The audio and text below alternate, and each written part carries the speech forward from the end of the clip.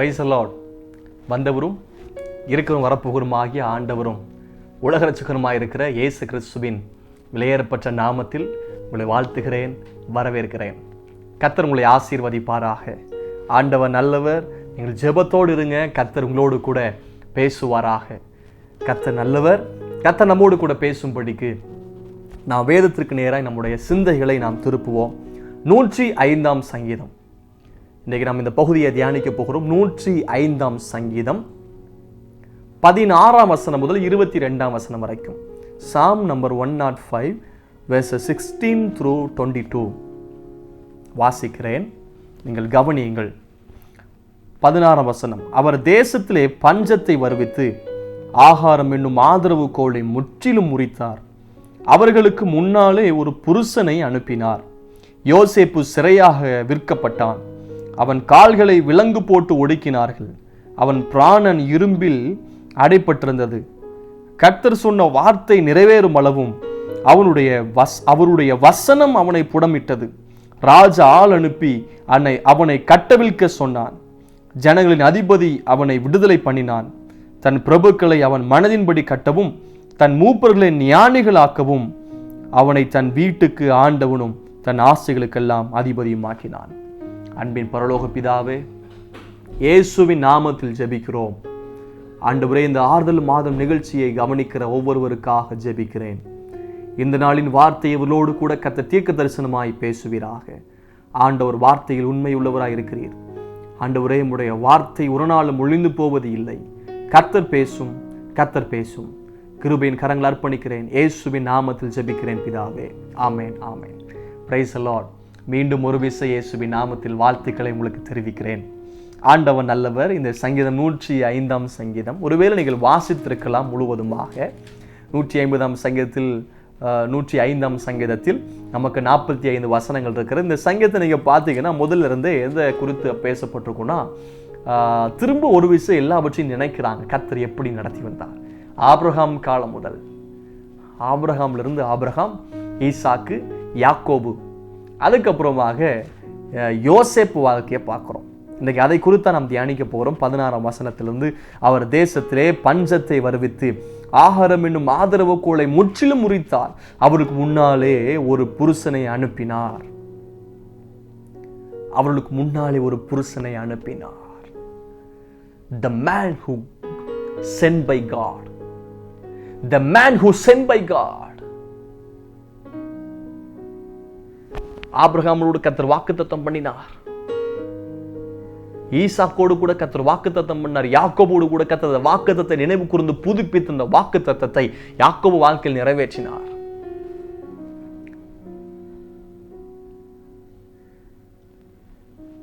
அந்த யாக்கோபுடைய சந்ததி யோசேப்பு. யோசேப்பு ஒரு ஆசீர்வதிக்கப்பட்டோம். யோசேப்பு குறித்து அங்க பார்க்க போறோம். யோசேப்பு இயேசுவோடு கூட ஒப்பிட்டு சில காரியங்கள் தியானிப்போம். இயேசு 30ஆம் வயதில் ஊழியத்துக்கு வந்தார். யோசேப்பு 30ஆம் வயதில் அவர் உயர்ந்தார். இயேசு நானே நல்ல மேய்ப்பன் என்று சொன்னார். ஆடுகளுக்கு ஜீவன் கொடுக்கிற மேய்ப்பன். யோசேப்பு தன் சகோதரருடைய ஆடுகளை மேய்த்து கொண்டிருந்தார். இயேசுவை 30 வெள்ளிக்காசு விற்று கொடுத்தாங்க. யோசேப்பை தன்னுடைய சொந்த சகோதரர் 20 வெள்ளிக்காசுக்கு விற்று போடுறாங்க. இயேசுவை சிலுவையில் அறைந்தாங்க. யோசேப்பை குளியல் தூக்கி போடுறாங்க. இவனை மற்றவரிடத்தில் அந்நிய தேசக்காரத்தில் ஒப்பு கொடுக்குறாங்க. இயேசுவை பிலாத்து கையில் ஒப்பு கொடுக்குறாங்க. எல்லா சகோதரர்களை யோசேப் மன்னித்தார். அதே போல இயேசு கிறிஸ்து தாங்கள் செய்வது அறியாதிருப்பார் இவங்களுக்கு மன்னியும் என்று சொல்லி எல்லாருக்கும் மன்னிப்பு கேட்டார்.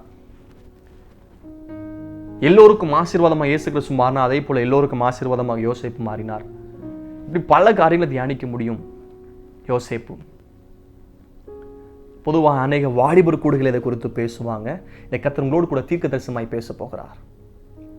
செய்தியுடைய தலைப்பு என்ன தெரியுமா? இந்த வசனத்தின் அடிப்படையில் 17ஆம் வசனம், அவர்களுக்கு முன்னாலே ஒரு புருஷனை அனுப்பினார். The man who sent by God. ஏன் நான் மட்டும் இந்த நிலைமையில் இருக்கிறேன்? ஏன் இது என் வாழ்க்கையில் நடக்கிறது? நான் நினைச்சு கூட பார்க்காத நடக்குது. ஏன்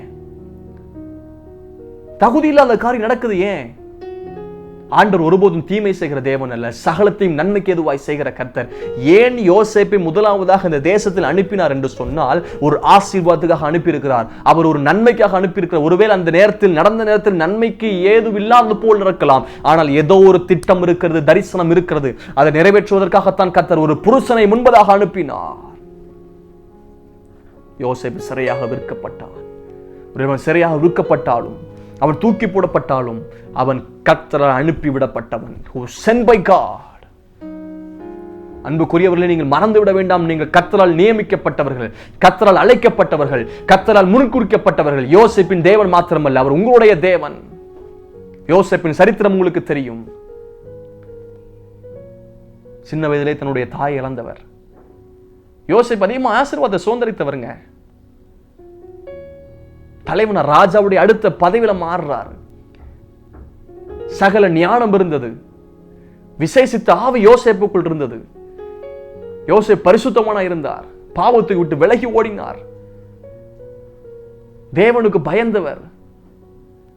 இப்படியெல்லாம் நாம் பார்க்கிறோம் யோசேப்பை குறித்து.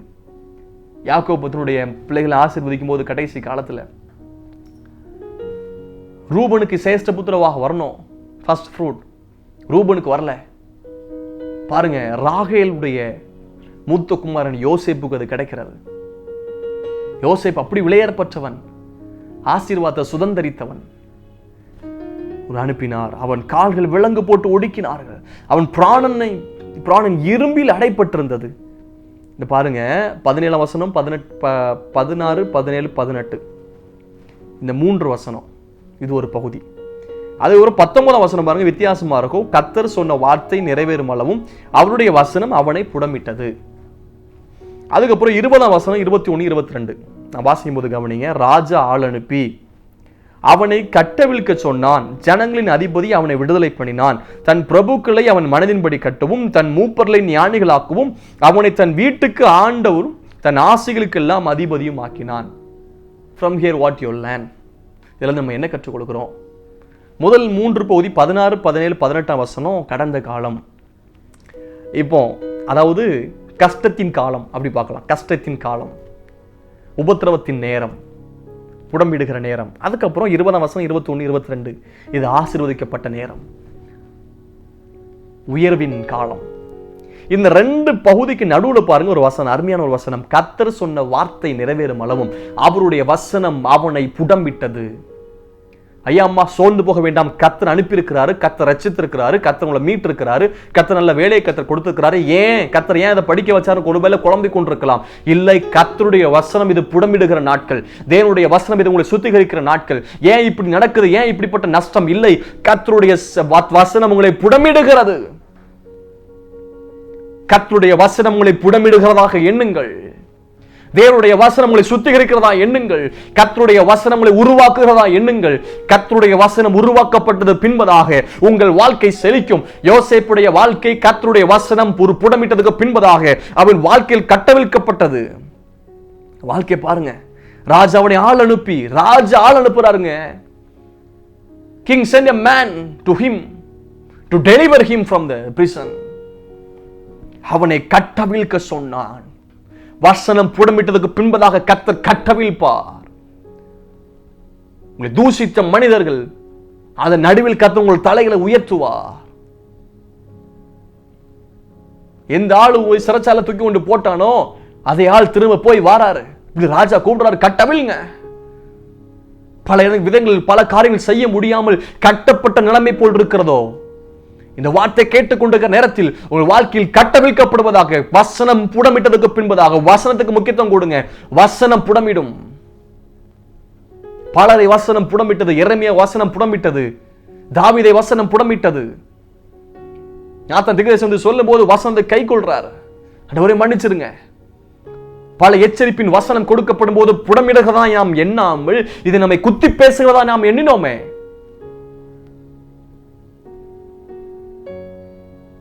வசனங்களை, வார்த்தைகளை, போதனைகளை சுத்திகரிக்கிறதாய் புடமிடுகிறதாய் எண்ணவில்லை.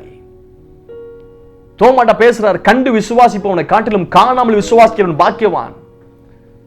இந்த வசனத்தை தோமாட்ட பேசினாரு. நான் விசுவாசிக்கிறேன். இந்த வசனம் தோமாவை புடமிட்டது. எப்படி? தோமா இந்தியாவுக்குள் வந்தார்.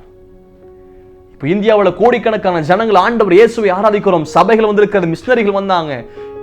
ஆண்டவருடைய வருகைக்காய் இன்னைக்கு இந்தியா ஆயத்தப்பட்டுக் கொண்டிருக்கிறது. ஒரு பெரிய எழுப்புதலுக்காய் இந்தியா ஆயத்தப்படுகிறது. காரணம், தோமா வந்தார். நான் விசுவாசிக்கிறேன், தோமா இந்தியாவுக்கு வந்தார். இந்தியாவில் பல விசுவாச வீரர்கள், பல விசுவாச தியாகிகள் இந்தியாவில் தான். காரணம் என்ன தெரியுமா? அன்றைக்கு வந்த மிஷனரி, ஆண்டுடைய சீசன் தோமா. அவரை அன்றைக்கு அவர் ஒரு அவிசுவாசியா இருந்தாருங்க. ஆண்டவர் சொன்ன வசனம் அன்னைக்கு அவனை புடமிட்டது. அவர் வசனம் புடமிட்டதுக்கு இடம் கொடுத்தார்.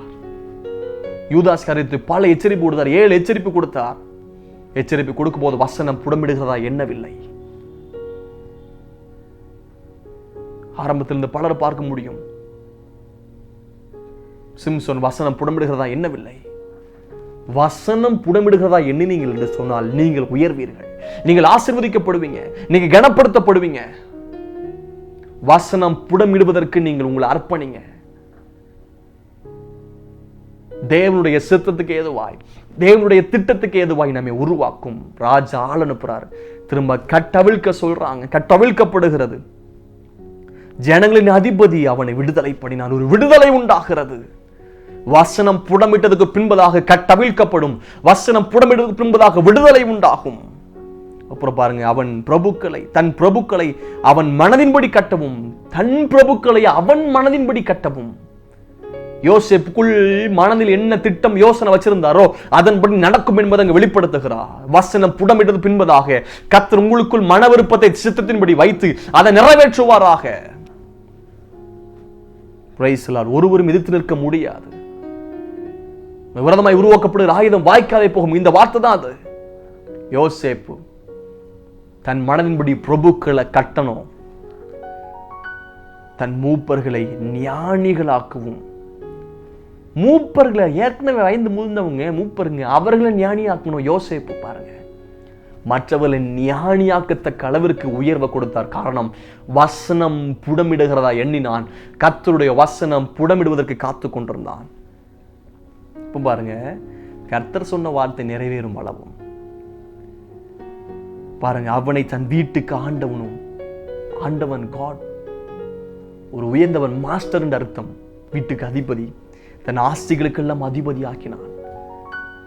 எவ்வளவு ஒரு ஆசீர்வாதம் பாருங்க யோசேப்பு வாழ்க்கையில். கஷ்டத்தின் காலம், உயர்வின் காலம், இதுக்கு நடுவுல ஒரு பகுதி. கர்த்தர் சொன்ன வார்த்தை நிறைவேறும் அளவும் அவருடைய வசனம் அவனை புடமிட்டது. நான் 3 காரியத்தை உங்களுக்கு நான் சொல்ல விரும்புகிறேன். கர்த்தரால் அனுப்பப்பட்டவன், கர்த்தரால் அனுப்பப்பட்ட வாழ்க்கையில் 3 காரியம். அவன் முன்னாலே ஒரு புருஷனை அனுப்புகிறார். தேசத்தில் பஞ்சம் ஏற்படுகிறது 7 வருடம். அதே நாட்களில், பஞ்சத்தின் நாட்களில் உலக தேச நாடுகளும் ஆசீர்வதிக்கப்படணும், குடும்பம் ஆசீர்வதிக்கப்படணும். இந்த திட்டத்திற்காக, ஒரு உயர்வின் திட்டத்திற்காக, ஒரு வருங்காலத்தில், எதிர்காலத்தில் ஏதோ ஒரு பெரிய காரியத்தின் ஆசீர்வாதத்திற்காக கர்த்தர் இந்த காரியத்தை அனுமதித்திருக்கிறார். அன்புடைய தீர்மானத்தின்படி அழைக்கப்பட்டவர்களாய் அவரிடத்தில் அன்பு கூறுகிறவர்களுக்கு சகலத்தையும் நன்மைக்கு ஏதுவாய் செய்கிற கர்த்தர். அது ஒருபோது சோர்ந்து போகாதீங்க, பயப்படாதீங்க.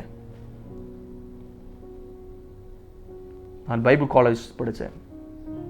ஆங்கில புலமையெல்லாம் எனக்கு அவ்வளோ அறிவு இல்லைங்க. எஜுகேஷனில் ரொம்ப வீக். இங்கிலீஷில் கூட எடுத்து சரளாக வாசிட மாட்டேன். பைபிள் காலேஜ் கேரளா போன முதல் நாள் கூட பேசும்போது சும்மா தான் தெரிஞ்ச எங்கள் ஓட்ட இங்கிலீஷில் பேசுனேன். சிரிச்சான் சீனியர். நான் பாருங்க, ஏன் அந்த பைபிள் காலேஜ் போனேன், ஏன் ஒரு இங்கிலீஷ் கற்றுக்கொண்டேன். இங்கிலீஷில் பிரசங்கம் பண்ணுறதுக்கு அளவிற்கும், இங்கிலீஷில் டிரான்ஸ்லேட் பண்ணுறதும், இங்கிலீஷில் உள்ளதை தமிழில் டிரான்ஸ்லேட் பண்ணதும், அதிகமாக டிரான்ஸ்லேட் வாய்ப்பு கிடைச்சது. அதை உருவாக்கி கொண்ட இந்த ஸ்கில். இப்போ ஏதோ சரி சும்மா கற்றுக்கிட்டோம் அப்படின்னு நினச்சிட்டு இருந்தேன். ஆனால் தேவன் என் வாழ்க்கையில் ஒரு திட்டத்தை வச்சுருந்தாருங்க. பல டிரான்ஸ்லேஷன் மினிஸ்ட்ரி பைபிள் காலேஜ் விட்டு வெளியே வந்ததுக்கு அப்புறம் வெளிநாட்டுக்காரங்களுக்கு கூட டிரான்ஸ்லேட் மொழிபெயர்ப்பு ஊழியம் பண்ணியிருக்கிறேன். சரி, இங்கிலீஷ் படிச்சிங்க தான் ஊழியம் போகிறோம் அப்படின்னு நினச்சா, வெளிநாட்டோர் கூட அவங்களுடைய கர்த்தருடைய வார்த்தையை ஆங்கிலத்தில் கொடுக்க உதவி செஞ்சார். அவங்களுக்கு இங்கிலீஷில் டீச் பண்றதுக்கும் வழியில திறந்தார். அந்நிய தேசத்தில் போய் ஊழியம் செய்வதற்கும் கர்த்தர் வழியில திறந்தார்.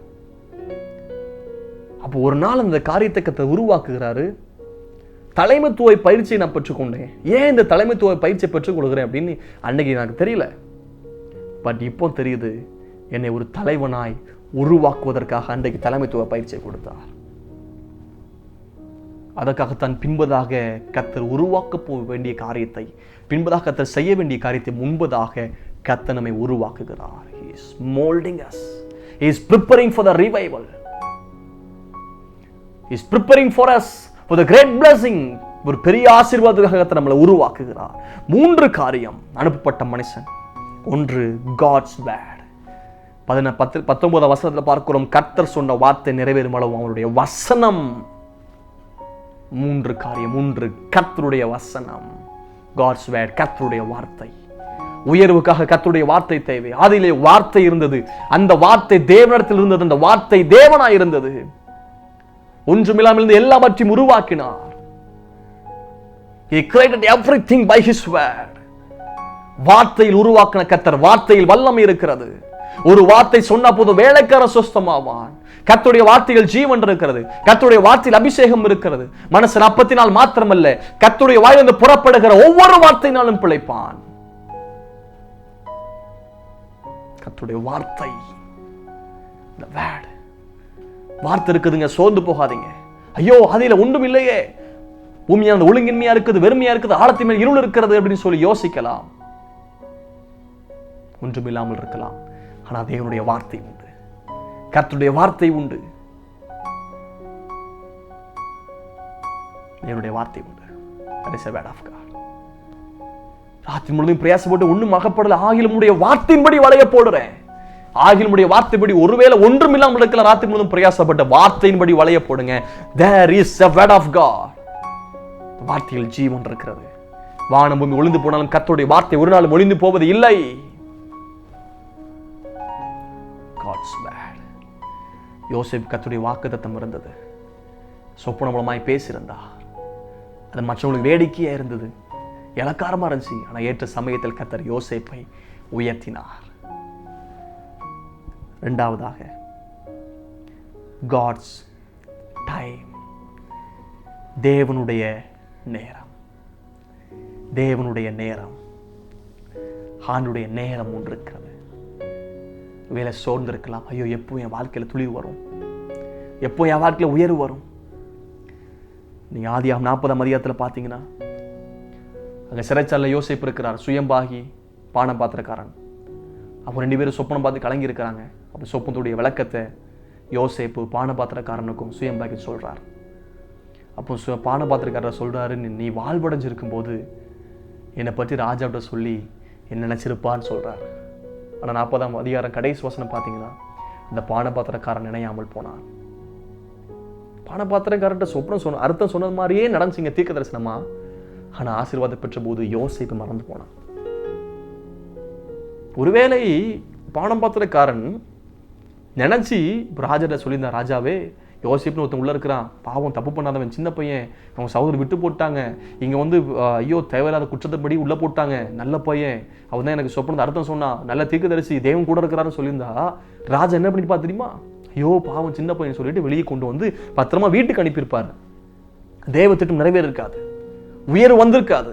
ராஜாவுடைய அடுத்த பதவியில உயர வேண்டும் என்று சொன்னால் தேவனுடைய நேரம் ஒன்று இருக்கிறது. அந்த நேரத்தில் கர்த்தர் மறக்கும்படி செய்த நம்முடைய வாழ்க்கையை உயர்த்தும்படிக்கு சில நேரத்தில் நம்முடைய தெரிந்த நபர்கள் மனிதர்களை மறக்கும்படி கர்த்தர் செய்வார் பாருங்க. அப்புறம் கொஞ்ச நாள் கழிச்சு ராஜா சொப்பனம் பார்த்தாரு.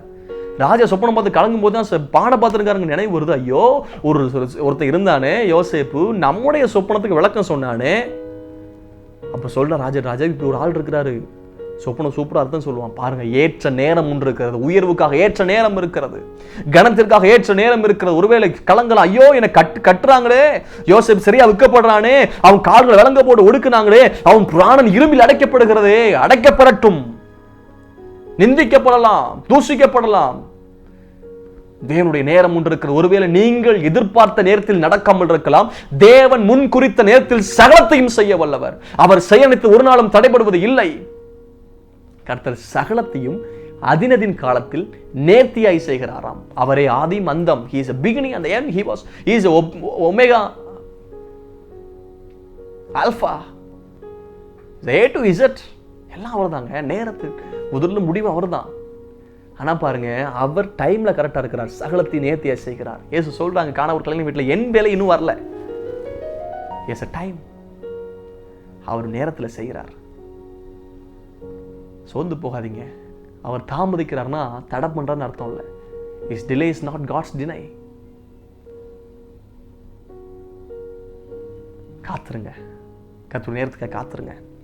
உபாகமம் 11ஆம் அதிகாரம் 14ஆம் வசனம், நீ உன் தானியத்தையும் உன் திராட்சை ரசத்தையும் உன் எண்ணெயையும் சேர்க்கும்படிக்கு நான் ஏற்ற காலத்தில் உங்கள் தேசத்தில் முன்மாறியும் பின்மாறியும் பெய்ய பண்ணி.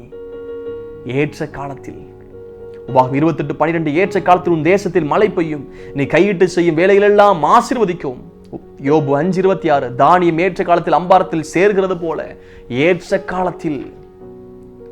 ஏசாயா 60ஆம் அதிகாரம் 22ஆம் வசனம், சின்னவன் 1000 சிறியவன் பலத்த ஜாதியுமாவான், கர்த்தராகிய நான் ஏற்ற காலத்தில் இதை தீவிரமாய் நடப்பிப்பேன்.